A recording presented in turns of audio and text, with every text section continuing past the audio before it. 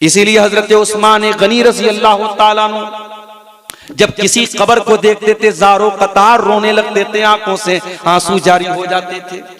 पूछने वाले ने पूछा, तज़कुरुल जन्नत वला तबकी, ऐ उस्मान क्या बात है, जन्नत आप देखते हैं तो नहीं रोते हैं, जहन्नम देखते हैं तो नहीं रोते हैं, जन्नत की बात आती है तो नहीं रोते हैं, जहन्नम की बात आती है तो नहीं रोते हैं। ऐ उस्मान क्या बात है कि आप कब्र को देख करके रोने लगते हैं। उस्मान गनी कहते हैं, ओ लोगों, मैंने अल्लाह के प्यारे नबी को ये फरमाते हुए सुना है।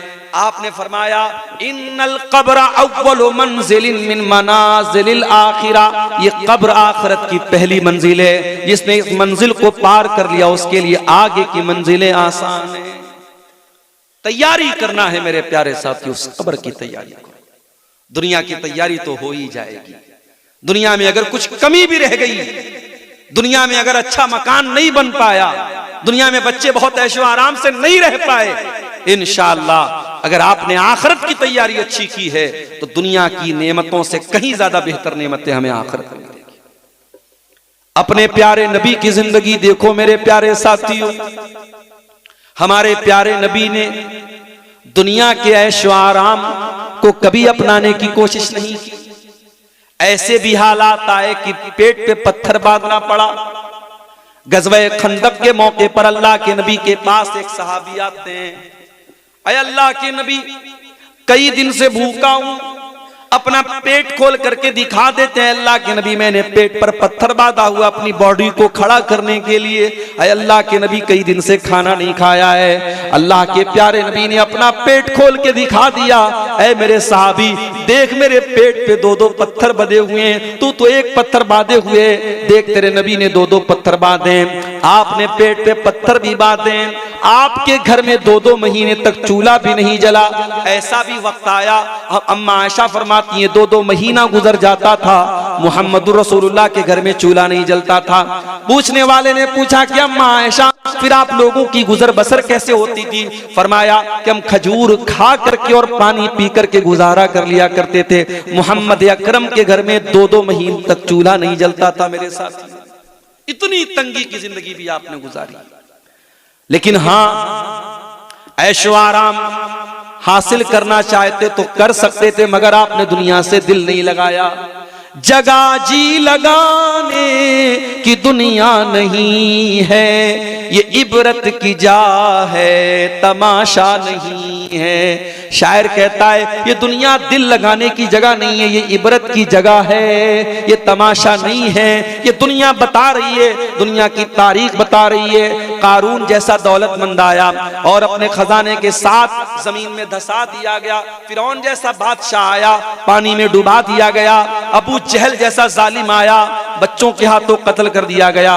न ताकत काम आई, न दौलत काम आई, न शोहरत काम आई, न हुकूमत काम आई। मेरे प्यारे साथियों, ये दुनिया इबरत की जगह है, ये कोई तमाशा की जगह नहीं है। मेरे नबी ने कभी दुनिया से दिल नहीं लगाया।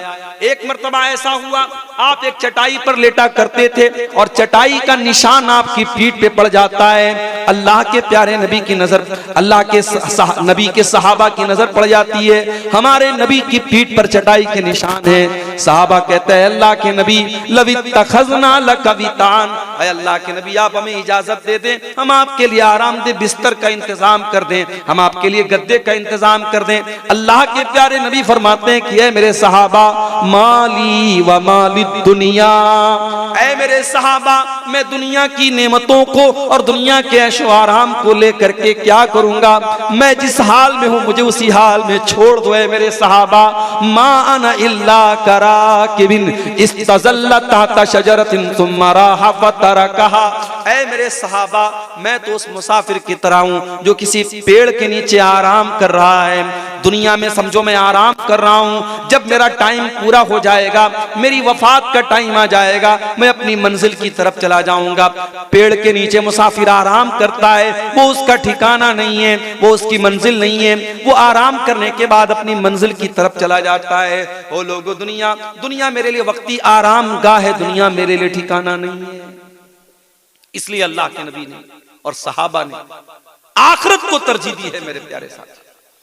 और इसीलिए कुरान हमसे कह रहा है वसारिउ इला मगफिरतिम मिर रब्बिकुम, ऐ मेरे बंदो तुम्हें मेहनत करना है, तुम्हें कोशिश करना है, तुम्हें जल्दी करना है तो आखिरत की तैयारी करो, जन्नत की तैयारी करो। ओ नौजवानों, ओ लड़कियों के पीछे दीवाने होने वालों, ओ औरतों के चक्कर में पड़ने वालों, वो औरतों के फितनों में पड़ने वालों, अल्लाह के नबी फरमाते हैं जन्नत की औरतों की खूबसूरती और जन्नत की औरतों की खुसूसियत बयान करते हुए अल्लाह के नबी फरमाते हैं वला नसीफुहा अला रासिहा खैरुम मिनद दुनिया व मा फीहा, जन्नती औरत के सर के ऊपर जो दुपट्टा होगा वो दुपट्टा दुनिया की तमाम नेमतों से बढ़कर के होगा। जन्नती औरत के सर का दुपट्टा दुनिया की तमाम नेमतों से बेहतर होगा। और अल्लाह के नबी फरमाते हैं लवित तलात इमरातुम मिन अहलिल जन्नति इलल अर्दी लअज़ाअत मा बैनहुमा, अगर जन्नत की कोई औरत दुनिया की तरफ झांक दे तो जमीन व आसमान के बीच का जो पोर्शन है, जो इलाका है, वो पूरा का पूरा रोशन हो जाएगा सिर्फ उसके झांक लेने से। इतनी खूबसूरत होंगी वो जन्नत की औरतें, उनके अंदर कोई कमी नहीं होगी, हर ऐब से पाक होंगी। मेरे अजीजों, मेरे नौजवानों, उस जन्नत की तरफ अल्लाह ताला कुरान में बार बार हमें शौक दिलाता है, हम उसकी तैयारी करें। उस जन्नत में हम कैसे जाएंगे, वो जन्नत हमें कैसे मिलेगी, हम उसके लिए तैयारी करें। और यही कामयाबी है मेरे प्यारे साथी। कामयाबी दुनिया की कामयाबी नहीं है। दुनिया का इंसान जो कामयाब है हो सकता है कल आखिरत में नाकाम हो जाए, और दुनिया में जो नाकाम है हो सकता है कल आखिरत में कामयाब हो जाए। असल कामयाबी आखिरत की कामयाबी है। इसीलिए अल्लाह कुरान में कहता है फमन ज़ुज़िया अनिन नारी व उदखिलल जन्नत फ़क़द फ़ाज़, जिसको अल्लाह ताला जहन्नम की आग से बचा ले और जिसको जन्नत में दाखिल कर दे वही कामयाब है। कितना टाइम हो गया?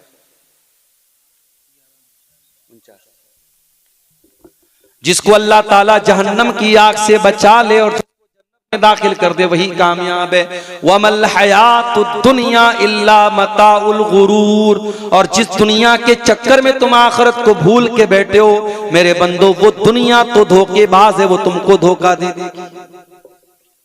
जरा सहाबे किराम की जिंदगियों का मुताला करो मेरे प्यारे साथी।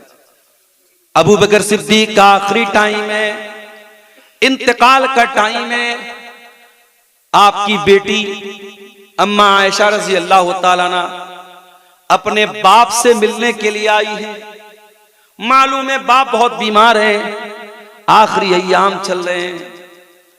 जब अम्मा आयशा अपने बाप के पास पहुंची, बाप ने बेटी की शक्ल देखी, हाल चाल नहीं पूछा, खैर खैरियत नहीं पूछा।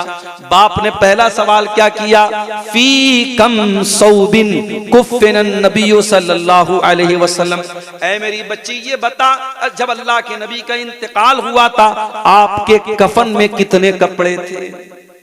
बाप बेटी से मसला पूछ रहा है। पता ये चला अपनी बच्चियों को ऐसी तालीम दो, उनको ऐसी दीन की तालीम दो कि आपको मसला पूछना पड़े तो अपनी बेटी से मसला पूछो। और ये भी पता चला कि सहाबे किराम मौत के टाइम भी इसी बात की कोशिश करते थे कि हमारा जनाजा, हमारा कफन, हमारा दफन सब सुन्नत के मुताबिक हो।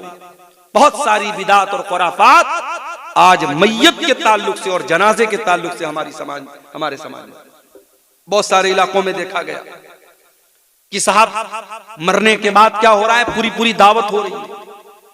बेचारा जिसके घर में मौत हुई है, मैयत हुई है, बाप मरा है, बच्चे परेशान हैं, अब तीसरे दिन वो सबको खानदान को दावत खिला रहे हैं, बिरयानी खिला रहे हैं। ये बेशर्मी और बेगैरती और ये बेहयाई मेरे प्यारे साथियों समाज के लिए कलंक नहीं तो और। इसीलिए हो सके तो अपने बच्चों को वसीयत करके जाना कि ऐ मेरे बच्चों, मेरे मरने के बाद कोई ऐसा काम मत करना जो सुन्नत के खिलाफ हो। ऐसे इमाम से जनाजा की नमाज पढ़वाना जो सुन्नत के मुताबिक जनाजा पढ़ाए। मेरे कफन में, मेरे दफन में कोई काम सुन्नत के खिलाफ न होने देना। हो सके तो ये वसीयत करके जाओ मेरे प्यारे साथी। अबू बकर सिद्दीक अपनी बेटी से सवाल कर रहे हैं कि ऐ मेरी बच्ची बता नबी के कफन में कितने कपड़े थे। कहा अब्बा जान, अल्लाह के नबी के कफन में 3 सूती चादरें थी, 3 कॉटन की चादरें थी। कहा कि ऐ मेरी बच्ची, मेरा वो कपड़ा रखा हुआ है जो बीमारी के दिन में वो पहना करते थे, मैला कुचैला कपड़ा था। कहा है मेरी बच्ची एक चादर तो ये है, 2 और ले लेना और मुझे भी 3 ही कफन में कफनाना। बेटी कहती है, अम्मा आयशा कहती है, अय अब्बा जान, अय मेरे वालिद मोहतरम, हम इतने गए गुजरे तो नहीं है कि आपको इस मैले कुचैले पुराने कपड़े में आपको कफनाएंगे। अय अब्बा जान, आप चिंता न करें, हम आपके लिए कफन का नया कपड़ा लेके आएंगे और 3 नए कपड़ों में आपको कफनाएंगे। हजरत अबू बकर सिद्दीक कहते हैं कि ऐ मेरी बच्ची, इन्नमा हुवा लिल मोहला इन्नल हय्या अहक्कु बिल जदीद। ऐ मेरी बेटी, मुझे तू नए कफन में कफनाए या पुराने कफन में कफनाए, ऐ मेरी बच्ची मुझे तो कब्र में चला जाना है और इस कफन के कपड़े को मिट्टी में मिल जाना है। ऐ मेरी बच्ची, नया कपड़ा तो जिंदों को पहनाया जाता है, मुर्दों को नए कपड़े की जरूरत नहीं पड़ती है। ऐ मेरी बच्ची, मुझे इसी कपड़े में कफना देना, कोई और कपड़ा लेने की जरूरत नहीं है, मुझे पुराने ही कपड़े में कफना देना। फिर पूछा, है बच्ची ये बता, अल्लाह के नबी का इंतकाल कौन से दिन हुआ था? कहा अब्बा जान, सोमवार का दिन था, पीर का दिन था, सोमवार का दिन था। कहा बेटी आज कौन सा दिन है? कहा सोमवार का दिन है। कहा है काश आज ही के दिन मैं अपने नबी के पास चला जाऊं, आज ही के दिन मैं अपने दोस्त के पास चला जाऊं और जिस दिन मेरे नबी का इंतकाल हुआ था उसी दिन मेरा इंतकाल हो जाए। अम्मा आयशा फरमाती हैं, शाम होते होते अब्बा जान का इंतकाल हो गया, अबू बकर सिद्दीक दुनिया से चले गए। ओ लोगों, अबू बकर सिद्दीक को तो दुनिया से जाने के वक्त मौत याद आ रही है, आखिरत याद आ रही है, अपना अंजाम याद आ रहा है और हम कितने नादान हैं कि हमारे पास तो कोई नेकी भी नहीं है, हम तो गुनाहों के दलदल में धंसे हुए हैं, फिर भी हमको आखिरत की याद नहीं आती है। और आगे बढ़िए, उमर इब्ने खत्ताब को देखो मेरे प्यारे साथी, नबी के दूसरे खलीफा हजरत उमर बिन खत्ताब रज़ी अल्लाह ताला नमाज पढ़ा रहे थे फजर की। पीछे से एक पारसी गुलाम जिसका नाम अबू लुलू फिरोज था, जो कत्ल करने के मकसद से खंजर छुपा करके आया था, उसने नमाज की हालत में हजरत उमर के पेट पर नाफ के पास हमला किया। उनके पेट की अतड़ियां कट गईं, फौरन वहीं पर गिर गए, मुसल्ले पर गिर गए, लेकिन नमाज रुकने नहीं दिया। फौरन हाथ पकड़ करके अब्दुर्रहमान बिन अबू बकर को, अब्दुर्रहमान इब्न औफ को आगे बढ़ाया। अब्दुर्रहमान इब्न औफ, अबू बकर उमर फारूक रज़ी अल्लाह ताला अन्हु पड़े हुए मसल्ले के ऊपर, खून बह रहा है, नमाज पढ़ा रहे अब्दुर्रहमान इब्न औफ रज़ी अल्लाह ताला अन्हु। अबू लुलून के ऊपर हमला करने के बाद सफ की तरफ बढ़ता है और कई मुसलमानों को कत्ल करने के बाद खुद अपने आप को मार के खत्म कर लेता है। 3-4 मुसलमानों की लाशें पड़ी हैं और खलीफे वक्त के बदन से खून बह रहा है। मगर ऐ मुसलमानों, सहाबा की नजर में नमाज कितनी कीमती चीज थी कि नमाज स्टॉप नहीं हुई, नमाज नहीं रुकी। अब्दुर्रहमान बिन औफ ने हल्की नमाज पढ़ाई, सलाम फेरा, हजरत उमर को जल्दी से घर लेके जाया गया, तबीबों को बुलाया गया, हकीमों को बुलाया गया, जांच की गई, पता लगा कि अब कोई दवा इनको दी जा रही, सब बाहर निकल जा रही है, अतड़ियां कट चुकी हैं। हजरत उमर को यकीन हो गया कि अब मेरे इंतकाल का टाइम आ चुका है, अब मेरा बचना मुश्किल है। पहला सवाल किया, मुझे कत्ल करने वाला कौन है, मेरे ऊपर हमला करने वाला कौन है? किसी ने कहा मुगीरा बिन शोबा का गुलाम है अबू लुलू फिरोज, मजूसी आदमी, पारसी आदमी। कहा अल्लाह तेरा शुक्र है कि तूने मेरा कत्ल किसी ऐसे इंसान के हाथों नहीं होने दिया जो इस्लाम का दावा करता हो, जो अपने आप को मुसलमान कहता हो, कोई मुसलमान मेरा कातिल नहीं है, अल्लाह तेरा शुक्र है। जैसे जैसे मौत का टाइम करीब आ रहा है, हजरत उमर का चेहरा पीला पड़ रहा है, चेहरे पर घबराहट आ रही है। एक सहाबी आते हैं और आकर के तसल्ली देते हैं, ऐ उमर आपको घबराने की क्या बात है, आपको घबराने की क्या जरूरत है, ऐ अमीरुल मोमिनीन आप तो अल्लाह के नबी के बड़े चहेते साहबी हैं, आपने जब से इस्लाम कबूल किया है तब से आप इस्लाम के लिए बहुत मेहनत कर रहे हैं। ऐ उमर आपने बहुत अच्छे तरीके से अपने नबी का साथ दिया है और नबी के इंतकाल के बाद जब अबू बकर सिद्दीक खलीफा हुए आपने उनका भी साथ दिया, उनके इंतकाल के बाद आप खलीफा हुए और आपने बहुत अच्छे तरीके से हुकूमत की है। ऐ उमर फारूक आपको घबराने की कोई जरूरत नहीं है। जरा जुमला सुनो मेरे भाइयों उमर फारूक का, कहा कि ये लोगों तुम मुझसे ये कहते हो कि मुझे घबराने की कोई जरूरत नहीं है, और मेरा तो ये हाल है। लवदित्तो लव अन्नली तिला अल अर्ज़ि ज़हबा, मेरी तो तमन्ना ये है, मेरी तो तमन्ना ये है कि अगर जमीन भर के सोना भी मुझको मिल जाए और अल्लाह ताला ये कह दे कि ऐ उमर तू जमीन भर के सोना लेके आ जा और मैं तुझको अपने अजाब से बचा लूंगा, लफ्तदैतु बिही बिन अज़ाबिल्लाह, तो मैं अल्लाह के अजाब से बचने के लिए जमीन भर के सोना देने को तैयार हूं। अगर मेरे पास जमीन भर के सोना भी आ जाए और अल्लाह कह दे कि उमर तू जमीन भर के सोना दे दे और मैं अपने अजाब से तुझको बचा लूंगा, तो उमर तो उसके लिए भी तैयार है। ओ लोगो, तुम मेरी नेकियों का पहाड़ा पढ़ते हो, मेरी नेकियों का जिक्र करते हो। लवदित्तो कफाफन, उमर के दिल की तमन्ना तो ये है जब अल्लाह के यहाँ उमर के अमाल को तौला जाए, जब नेकियों को तौला जाए, जब गुनाहों को तौला जाए, और अल्लाह ताला के यहाँ जब ये पल्ला बराबर पर भी हो जाए, नेकी और गुनाह का पल्ला बराबर भी हो जाए, उमर उसके ऊपर भी तैयार है। उमर ये नहीं चाहता कि नेकी का पल्ला भारी हो जाए, नेकी और बदी का पल्ला बराबर हो जाए, उमर तो उसके लिए भी तैयार है। ये है सहाबे। मेरी प्यारी माओ बहनों, आपका हाल भी बहुत बुरा है। जेवरात आपकी जिंदगी का मकसद बन गए, अच्छे कपड़े आपकी जिंदगी का मकसद बन गए, सजना सवरना आपकी जिंदगी का मकसद बन गया। ओ मेरी प्यारी माँ बहनों, ये जेवरात कब्र में आपके साथ नहीं जाएंगे।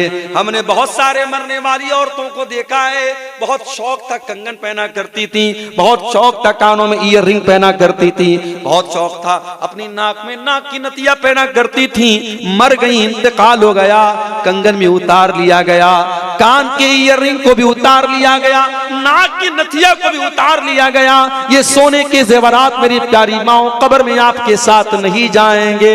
आपको भी वही पैगाम देता हूं जो मर्दों को अल्लाह ताला ने दिया है, वसारिउ इला मगफिरतिम मिर रब्बिकुम।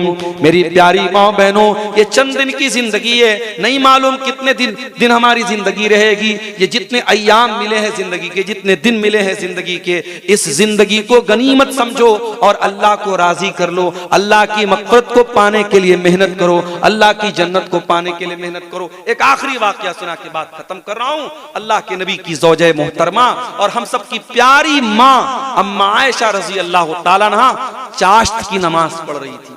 शायद हमें से बहुत सारे लोगों को पता भी ना हो कि चाश्त की नमाज क्या होती है। हम तो 5 टाइम की नमाज भी नहीं पढ़ते, चाश्त की क्या पढ़ेंगे। चाश्त की नमाज कब पढ़ी जाती है? सूरज के निकलने के 20-25 मिनट के बाद, जब सूरज थोड़ा रोशन हो जाता है, उस टाइम ये चाश्त की नमाज पढ़ी जाती है। 2 रकात भी पढ़ सकते हैं, 4 रकात भी पढ़ सकते हैं, और ये नमाज जहरी भी पढ़ सकते हैं, सिर्री भी पढ़ सकते हैं।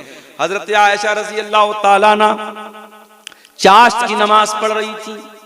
उनके भांजे कासिम बिन मोहम्मद, उनके भाई के बेटे हैं जिनकी वो फूफी लगती हैं, वो अपनी फूफी से मिलने के लिए आते हैं, भतीजे हैं उनके। कासिम बिन मोहम्मद अपनी फूफी से मिलने के लिए आते हैं और क्या देखते हैं कि उनकी फूफी जान नमाज पढ़ रही हैं चाश्त की, और चाश्त की नमाज में सूरह तूर की तिलावत कर रही हैं, और इस आयत के ऊपर पहुंची हैं। सूरह तूर में अल्लाह फरमाता है, जब जन्नती जन्नत में जाएंगे तो कहेंगे फमन्नल्लाहु अलैना व वक़ाना अज़ाबस समूम। जन्नती कहेंगे अल्लाह तेरा बहुत एहसान है हमारे ऊपर, तूने हमको जन्नत में पहुंचा दिया और तूने हमको जहन्नम की आग से बचा लिया। हजरत आयशा इसी आयत पर पहुंची थी जब कासिम बिन मोहम्मद वहां पहुंचे थे। कासिम बिन मोहम्मद को मार्केट से कुछ सामान लेना था, सौदा सलफ लेना था। सोचे अभी फूफी जान नमाज पढ़ रही हैं, मैं मार्केट से आकर के दोबारा फिर मिल लेता हूं। बहुत देर के बाद, सौदा सलफ लेके आने के बाद, काफी देर के बाद, बाजार का चक्कर लगाने के बाद जब दोबारा अपनी फूफी के घर पहुंचे, क्या देखते हैं कि फूफी जान इसी आयत को बार बार रिपीट कर रही हैं और रोती चली जा रही हैं, फमन्नल्लाहु अलैना व वक़ाना अज़ाबस समूम। ऐ अल्लाह तेरा एहसान हुआ हम पर कि तूने हमको जन्नत में पहुंचाया और तूने जहन्नम की आग से बचा लिया। हजरत आयशा इसी आयत को पढ़ती चली जा रही हैं और रोती चली जा रही हैं, गोया कि वो ये अल्लाह से दुआ कर रहे रहे कि अल्लाह उन खुशनसीब बंदों में हमको भी शामिल फरमा दे जो कल जन्नत में जाने के बाद ये कहेंगे, अय अल्लाह तेरा एहसान हुआ कि तूने जहन्नम से हमको बचा लिया। मेरे अजीजों, उस जहन्नम से बचने की तैयारी करो और जन्नत में जाने की तैयारी करो। मेरे साथ मजबूरी ये है मेरे प्यारे साथियों, 12 बज चुके हैं तकरीबन और मुझे अभी फौरन निकलना है। और मैं पहले ही जलसे वालों से बोल चुका था, शायद कुछ और पहले मुझे वक्त देते तो थोड़ा सा अपने मौजू पर मैं और भी रोशनी डालता। अब मुश्किल ये है, सामने कोहरे की हालत ये है कि यहाँ 10 मीटर आगे कभी रास्ता नजर नहीं आ रहा है और लंबा सफर करना है, तकरीबन 300 किलोमीटर का सफर करना है। मेरे प्यारे साथियों, फिक्र आखिरत के मौजू पर और इसी तरीके से कब्र और आखिरत के ताल्लुक से हमारे दिलों में जो गफलत तारी है, उस मौजू पर चंद बातें आपके सामने रखी हैं। मौजू अभी थोड़ी सी और तफसील चाहता है मगर वक्त इजाजत नहीं देता है। फिर कभी मौका रहा आपके इस गांव में, इस इलाके में, फिर कभी आना हुआ इस मौजू पर फिर हम कभी रोशनी डालेंगे। अल्लाह से हम दुआ करते हैं, रब्बुल आलमीन हम सबको कहने सुनने से ज्यादा अमल की तौफीक अता फरमा। रब्बुल आलमीन हमें हमारे दिलों में आखिरत की फिक्र पैदा फरमा। रब्बुल आलमीन दुनिया की मोहब्बत और दुनिया की गफलत ने आज हमारे दिलों पर को जो सख्त बनाया है, अल्लाह उस सख्ती को तो दूर फरमा दे। मेरे बाद इंशाअल्लाह मौलाना कलीम साहब की भी तकरीर है और गालिबन कोई एक मुकर्रिर और भी हैं, 2 मुकर्रिरीन के भी तकरीर बाकी है। ठंडी का मौसम है, आप कभी और कहीं और न जाएं, सुकून से पिंडाल के नीचे बैठें। और ये उलमा जो आपको सुनाने के लिए आए हैं, इनके नहीं हमारे पास वक्त नहीं, बहुत माजरत के साथ निकलना है, ऑलरेडी लेट हो चुका है। कितना टाइम? 12 बज गया ना। इंशाअल्लाह फिर कभी आएंगे। हमारी दुआएं इन बच्चों के साथ है जिनको दस्तारबंदी होने वाली है। अगर उनको दस्तारबंदी कराएंगे अभी 10-15 मिनट और लग जाएगा और वक्त ऑलरेडी काफ़ी ज़्यादा हो चुका है। माजरत चाहता हूँ आप सबसे। फिर इंशाअल्लाह हयात बाकी तो मुलाकात बाकी। अस्सलामु अलैकुम व रहमतुल्लाहि व बरकातहू।